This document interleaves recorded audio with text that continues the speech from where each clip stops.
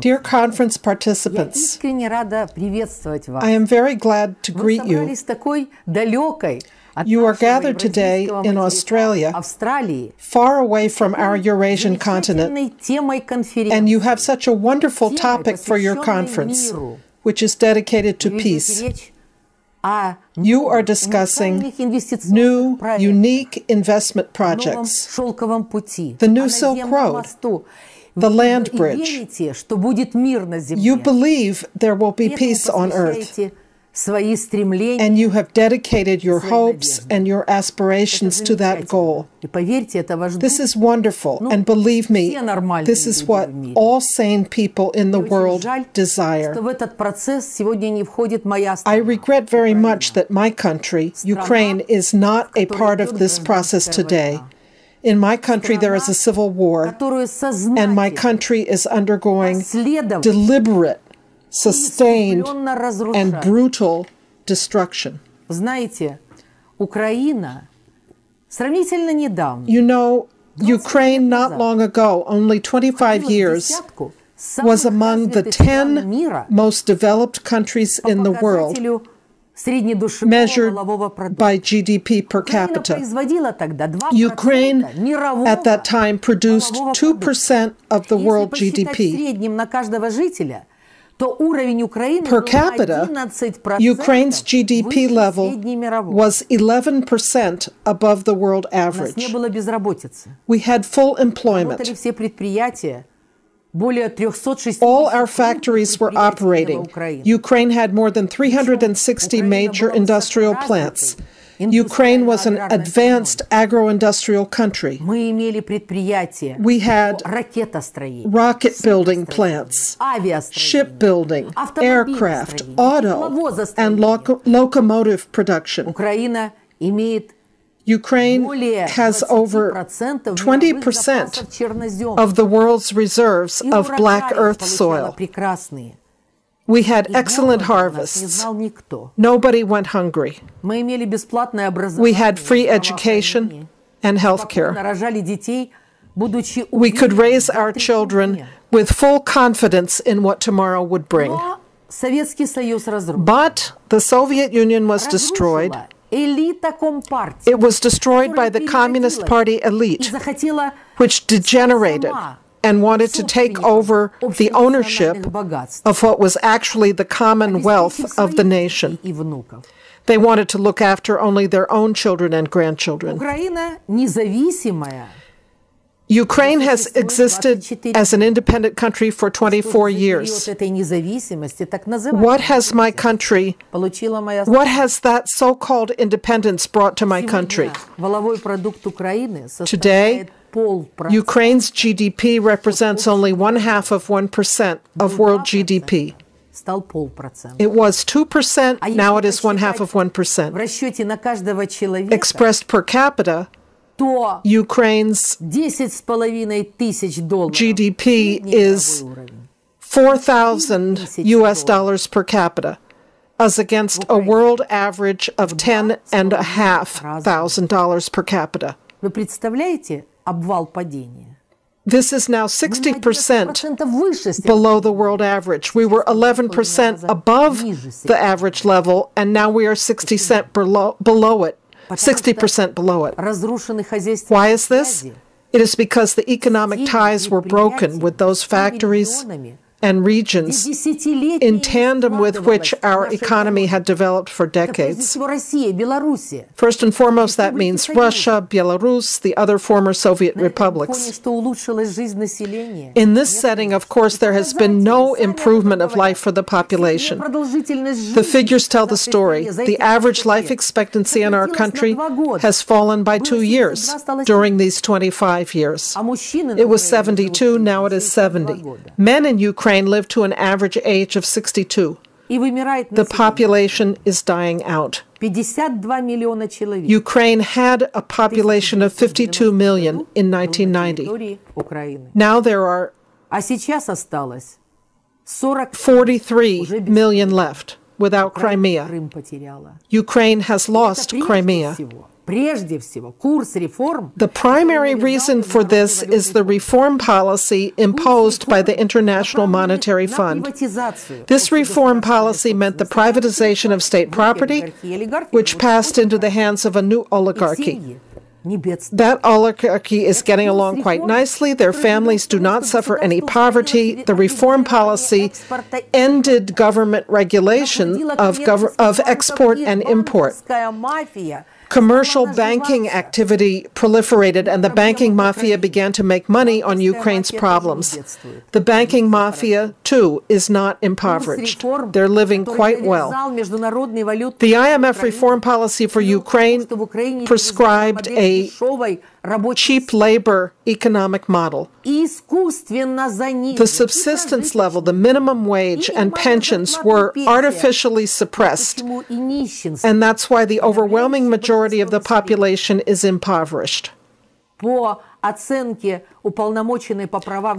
to the Human Rights Ombudsman, in 2011, 80% of the Ukrainian population was living below the poverty line established by the United Nations for Central and Eastern Europe and the Commonwealth of Independent States countries. That is $4.30 per day in U.S. dollars. 80% of the Ukrainian population received less at that time. What about now? Let me tell you how things are now. Ukraine faced the choice of whether to integrate with Russia, Belarus, and Kazakhstan, the customs union, or with the European Union. What needed to be done was to weigh and analyze these different options, and they were analyzed. A special working group was set up, including specialists from the Russian Academy of Sciences, Economic Forecasting Institute, and the Ukrainian National Academy of Sciences Economic Forecasting Institute. This working group meticulously calculated what would be more beneficial for Ukraine. Their clear answer was that integration in the East with the member countries of the customs union would be beneficial and promising and could actually save Ukraine. Their calculations showed that if Ukraine joined the customs union, it would experience an 18% increase of GDP in 10 years. This would be the highest increase of any of the customs union members. Russia would have 16.8% growth in that time period, Belarus 16.1%, Kazakhstan 14.7%. But Ukraine would have 18% GDP growth. Why? Because the barriers would be removed for Ukrainian goods to be sold in Russia, Belarus, and Kazakhstan. Prices on these products would decline and they would become more competitive because of the lower costs of bringing them to market. Furthermore, Ukraine would have received much needed investment for modernizing its industry. Do you think these were merely projections? No, indeed. Let me give you precise figures. In 2010, Viktor Yanukovych was elected president of Ukraine. His image was that he was supposedly pro-Russian and would establish close contacts with Russia. In April 2010, the Kharkov Agreement was signed, whereby Russia granted Ukraine a discount on natural gas prices. Everybody really hoped that there would be an intensive economic integration process between Russia and Ukraine. But what happened in 2010 overall? In 2010, Ukraine's trade with Russia grew by 60.7%, reaching the level of 41.9 billion United States dollars. Russian-Ukraine trade increased, and Ukraine obtained a huge market for its products. Ukrainian industrial output rose by 11% in 2010. I'm talking about industrial output, which was the core of the Ukrainian economy. This is why Ukraine's GDP rose by 4% in 2010. It was not only that gross exports to Russia rose, but the composition of Russian imports from Ukraine was 40% high-tech products and 45% products of a medium technology level. In other words, this was creating demand for a highly skilled workforce in Ukraine, so that our children, when they graduated from school, from university, there would be demand for their skills in the economy. 2010 showed that very clearly. Alas, that same year, President Yanukovych, upon taking office, decided to betray everybody. He betrayed his voters, who had believed that he would ensure economic integration with Russia. He deceived the West, where he started exporting his own fast-growing personal wealth. He started assuring the West that he would bring about Ukraine's integration into Europe. And that's why in July 2010, Yanukovych's Party of the Regions, along with the Communist Party and the Litvin bloc, who together made up a majority coalition in the parliament, voted for the Euro integration of Ukraine. This was voted up by the parliament of Ukraine, but it was done against the will of our people. It was done even against the pledges made by these political forces, because neither the Party of Regions nor the Communists had run on any platform of breaking ties with Russia and pushing toward the European Union. On the contrary, our people had voted in 2 referendums back in 1991 to be together with Russia and Belarus and to build a new, improved alliance. But then Presidents Kravchuk, Kuchma, Yushchenko, followed by Yanukovych, trampled on what the population had voted for. Yanukovych and the Party of Regions started building up the myth that Europe wanted Ukraine and that Ukraine should move toward Europe and integrate with the EU. Meanwhile, our academic economists, whose findings about relations with Russia I already mentioned, calculated what Ukraine would get out of integration with the West. What they found, the same Ukrainian Academy Sciences Institute for National Economic Forecasting, was horrifying. In order to integrate with the EU, even just into the free trade zone mandated by an association agreement, would cost 160 billion euro to modernize the Ukrainian economy. Where would money like that come from? And when these calculations were presented to Prime Minister Azarov in the autumn of 2013 and to President Yanukovych, showing what Ukraine would get out of association with the EU,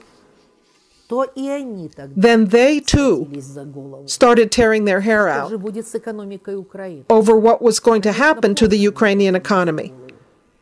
They were late in tearing their hair out because for 3 years they had been circulating myths about the prosperity Ukraine would experience if it associated with the EU. This Euro-psychosis was fanned for 3 years.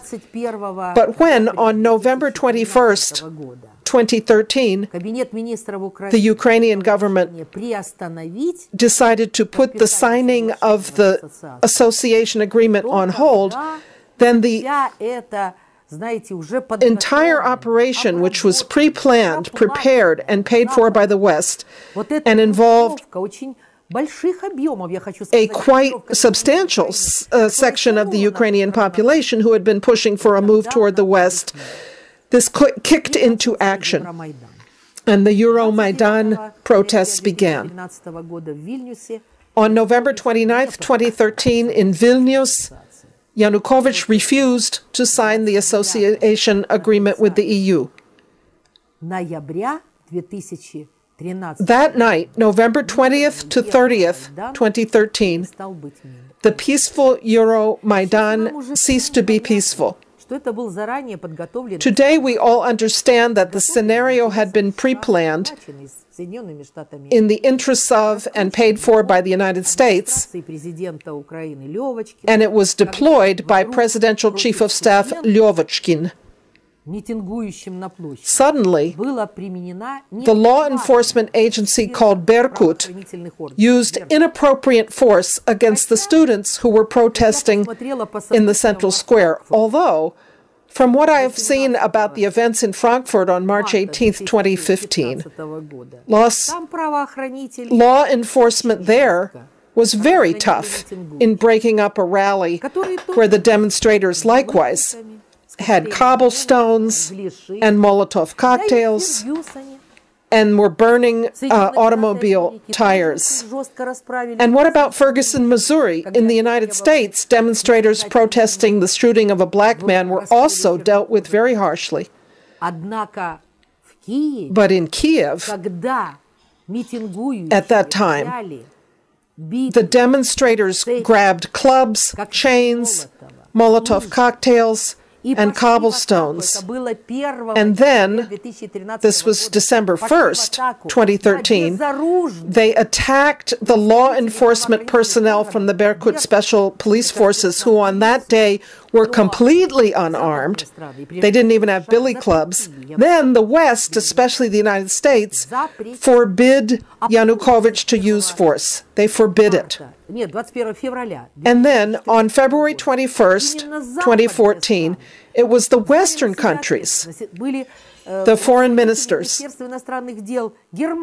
of Germany, France, and Poland, together with Yanukovych and the leaders of the opposition, Yatsenyuk, Klitschko, and Technibok, they took responsibility for signing an agreement that Yanukovych would step down and there would be a new government in Ukraine. They assumed responsibility for making it a peaceful transition. But what then unfolded in our country? Even before February 20th, there were weapons present on the Maidan. There were shootings of both demonstrators and the Berkut by mysterious snipers whose identity has not been established to this day. Thus, the heavenly 100 shooting victims came about. And what came next in Ukraine?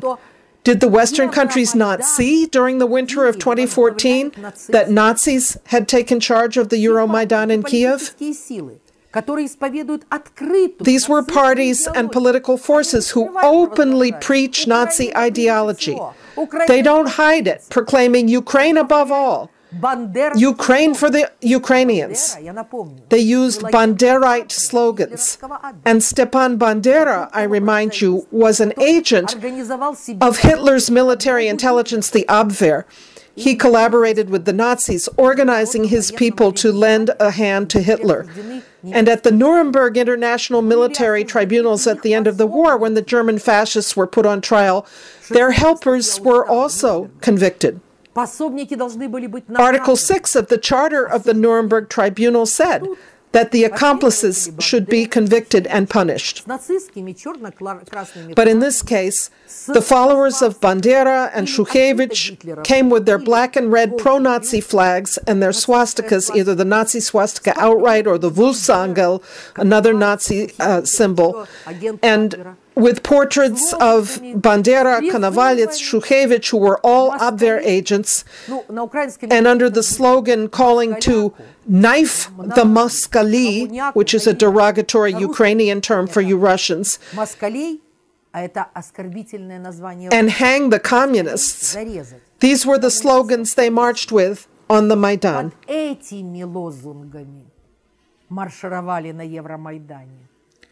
These symbols could be seen not only in Kiev, but before the coup and after it, they spread throughout Ukraine. And the Western countries did not notice them.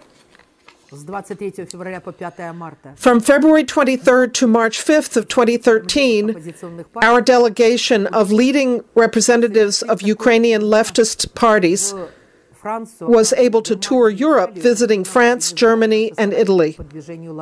This was organized by our colleagues from the LaRouche movement, and I am very grateful for their giving us the opportunity to hold dozens of meetings, press conferences, and interviews. Thanks to members of the European Parliament from the Italian party, the Northern League, I was able, February 26, 2013, to hold a press conference at the European Parliament, and already at that time, we explained what was happening in Ukraine. We warned already then about the threat of civil war and the disintegration of the country, which could lead to World War III. At that time, I called on Berlin, Moscow, and Paris to unite efforts. Specifically, these three centers, Berlin, Moscow, Paris, to unite their efforts and prevent the Nazis from taking over in Ukraine. To help institute a ban on all neo-Nazi parties and movements in Ukraine. If this had been done at that time, the subsequent horrors in Ukraine would not have come to pass.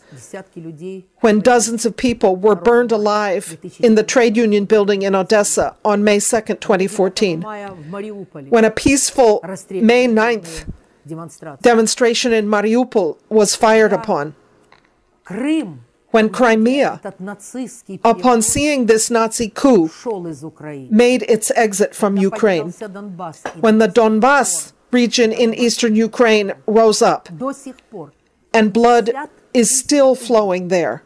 To this day, there are up to 50,000 dead, hundreds of thousands crippled, and 2 million refugees, including those who have left the country for political reasons. It is no small price what has been paid for the anti-constitutional neo-Nazi coup in Ukraine. This is a tragedy for the whole nation. It's not only the Donbass that is suffering. Ukraine as a whole has been sapped of its strength. In 2014, Ukrainian GDP fell by 7%. Industrial output fell by 10.7% in 2014, and in the month of January 2015 alone, industrial output dropped by another 21%. The national currency has been devalued by 2/3. Ukraine's gold and foreign currency reserves today are only $5.5 billion US. 1 year ago, they had been 24 billion. There is not even enough to cover 3 months of imports, which is the standard minimum level.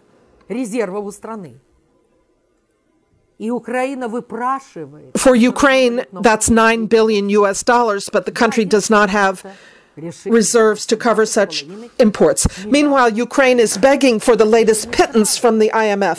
On March 11th, they decided to lend $17.5 billion US to Ukraine, but not all at once, rather over 3 years.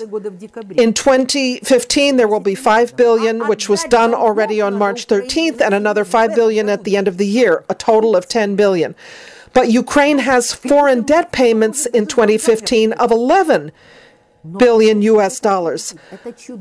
So the IMF loan is not enough to meet the debt payments, not even to meet the debt payments. And what are the terms of the loan? They are absolutely monstrous.